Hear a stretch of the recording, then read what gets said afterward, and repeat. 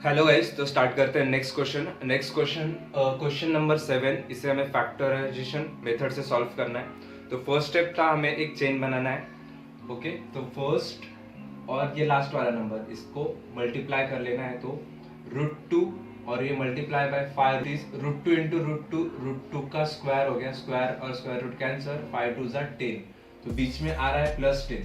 Okay, next अभी यहाँ पे हमें लिखना है। नेक्स्ट स्टेप क्या था, यहाँ पर लिखना है हमें बीच का जो नंबर है वो नीचे लिखना है +7, और जो मल्टीप्लाई आया वो यहाँ पर लिखना है +10। तो ऐसा कौन सा नंबर है जिसका एडिशन 7 आता है और मल्टीप्लीकेशन 10 आता है? तो 5 नंबर है और 2 है, प्लस दोनों को करेंगे तो आंसर ये आएगा। तो फैक्टर्स आए 5 और 2। तो first step as it is लिखेंगे, first number as it is लिखेंगे और last number as it is लिखेंगे। और ये दो फैक्टर्स आए +5x +2x। ओके, नेक्स्ट क्या करना है, पेयर बना लेना है। ओके, पेयर बना लेना है अभी। तो यहाँ पर जो सेम है x सेम है, बाकी कुछ सेम नहीं है। तो यहाँ पर √2 बचा +5 बचा, यहाँ पर एक x भी बचा है। ओके, प्लस यहाँ पर सेम क्या है, कुछ भी नहीं है, मीन्स 1 सेम है। ओके, √2 सेम है यहाँ पर। ओके, √2 सेम है। अब ये कैसे सेम है वो मैं बताता हूँ। x यहाँ पर क्या था, प्लस है, +5 इक्वल टू 0। ओके, यहाँ पर एक √2 आएगा। तो ये 2 को और एक स्टेप में लिखता हूं मैं ताकि कंफ्यूजन ना हो। ओके, तो हम क्या करेंगे, ये 2 को ऐसे लिखेंगे √2 और √2x। इस 2 को हमने √2 लिखा क्योंकि √2 मल्टीप्लाई बाय √2 क्या होता है, √2 का स्क्वायर मतलब 2 होता है। √2 को √2 भी हम लिख सकते हैं इसे। ओके, ठीक है। तो नेक्स्ट अभी 2 को हमने √2 और √2x लिखा, प्लस 5 √2 एज इट इज लिख लेंगे। ओके, तो ये तो एज इट इज लिखना पड़ेगा, ऑलरेडी हमने कॉमन फैक्टर निकाल लिया है। यहाँ पर प्लस, अब सेम क्या है, √2 सेम है तो √2 बाहर, यहाँ पर एक √2 बचा और x बचा प्लस 5 बचा इक्वल टू 0। जो यहाँ पर आया यहाँ पर भी वही आएगा। तो एक बार इसे लिख लो और एक बार जो सेम है वो आंसर लिख लो। ओके, तो x प्लस √2 इक्वल टू 0 और √2x plus 5 equal to 0, x equal to -√2 एक आंसर आया, और √2x equal to -5, x equal to -5/√2 ये आंसर आया second. Okay, next question solve करेंगे। Next question same as it is, पहले chain बना लेंगे, फिर यहाँ पर 3 2 +6 होगा। यहाँ पर लिख लेंगे +6 और आंसर आना चाहिए -√6 आना चाहिए। तो नेक्स्ट अभी फैक्टर क्या आएंगे, देखो यहाँ पर मैं √6 लिखता हूँ और यहाँ पर √6 लिखता हूँ। देखो 1√6 प्लस 1√6 आंसर आया 2√6। बट हमें माइनस में आंसर चाहिए, तो हम क्या करेंगे, दोनों को माइनस दे देते। Okay, minus minus minus minus plus, और जो बड़ा हुआ है उसके साइन, तो -2√6 आया। तो फैक्टर्स क्या आए, -√6। ओके, अब इनको मल्टीप्लीकेशन करेंगे, तो मल्टीप्लाई कर लो, आंसर प्लस में आएगा 6। बस इसे मल्टीप्लाई कर लेते हैं, माइनस माइनस तो कैंसिल हो जाएगा, और √6 का स्क्वायर हो जाएगा, और स्क्वायर कैंसिल, 6 आंसर आएगा। मतलब मल्टीप्लीकेशन भी बराबर आ रहा है और प्लस बराबर आ रहा है। तो फैक्टर्स आए √6, -√6 और -√6। तो नेक्स्ट स्टेप क्या है, फर्स्ट और लास्ट एज इट इज लिखना है, x² और ये +2 एज इट इज लिखना है, और बीच में फैक्टर्स लिख लेने हैं जो हमने अभी फाइंड किए। ओके, नेक्स्ट पेयर बनाना है। पेयर बनाने के बाद जो नेक्स्ट क्या करेंगे, जो कॉमन है उसे हम बाहर लिखेंगे। तो ये √3 को हम √3 और √3 लिख सकते हैं, अभी हमने देखा। x² एज इट इज लिखेंगे, ये √6 एज इट इज लिखते हैं, यहाँ पर √6 एज इट इज लिखते हैं। ये 2 को कैसे लिखेंगे, वापस √2 और √2 में लिखेंगे। क्यों रूट में लिख लिए मैंने नंबर्स, ताकि हम कॉमन निकाल सके। तो यहाँ पर √3 कॉमन है, तो यहाँ पर एक √3 बचा, और x भी कॉमन निकाल लेते हैं। यहाँ पर x भी सेम है, तो √3x बाहर आया, तो एक √3 बचा और एक x बचा, माइनस, अब यहाँ पर √3 बाहर है, तो √3 2 होता है, तो 3 2 6 आएगा। मीन्स √3 बाहर है तो अंदर बच रहा है √2 बचा सिर्फ। यहाँ पर क्या सेम है, √2 सेम है। देखो √2 बाहर लिखा तो यहाँ पर बीच में होगा √3x बचेगा और minus, okay, plus minus minus, तो माइनस माइनस प्लस होगा यहाँ पर, और ये यहाँ पर √2 बचेगा सिर्फ। ओके, तो नेक्स्ट √3x माइनस, इसको हम एक ब्रैकेट में लिखते हैं और जो सेम है उसे एक ब्रैकेट में लिख लेंगे। ओके, तो √3x माइनस √2 इक्वल टू 0 और √3x माइनस √2 इक्वल टू 0। तो √3x equal to √2, x equal to 2 upon, एक आंसर ऐसा आया रूट में, और √3x इक्वल टू √2 और x इक्वल टू 2 अपॉन √3। तो दोनों का आंसर सेम आया। ओके, नेक्स्ट क्वेश्चन स्टार्ट करते हैं। नेक्स्ट क्वेश्चन हमें क्वाड्रेटिक इक्वेशन में इक्वेशन नहीं दिख रहा है, तो सबसे पहले क्वाड्रेटिक इक्वेशन करेंगे इसे। तो ये 2 मल्टीप्लाई है, 2 मल्टीप्लाई वहां पर, और यहाँ पर आया तो क्या होगा, डिवाइड हो जाएगा। तो m एज इट इज, ये डिवाइड कर लेते हैं पहले इक्वेशन छोटा करने के लिए, आंसर आया 25।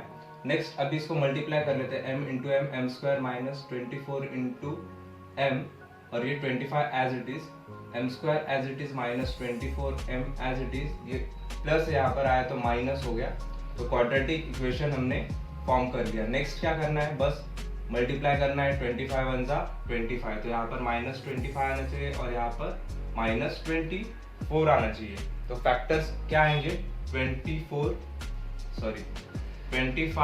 वन जा 25, और आंसर माइनस में तो ये बड़ा और ये प्लस, तो फैक्टर्स आए -25 प्लस 1। तो इसके बाद का स्टेप, इसे एज इट इज लिख लेना है m स्क्वायर और -25 को, और जो फैक्टर्स आए -25m और -1m, इसे हमें बीच में लिख लेना है। इसके बाद पेयर बना लेना है। तो सेम क्या है, m सेम है, तो m -25 बच रहा है, यहाँ पर कुछ भी सेम नहीं, मीन्स 1 सेम है। ओके, प्लस 1, तो यहाँ पे +1 सेम लिया हमने, कुछ भी सेम नहीं था।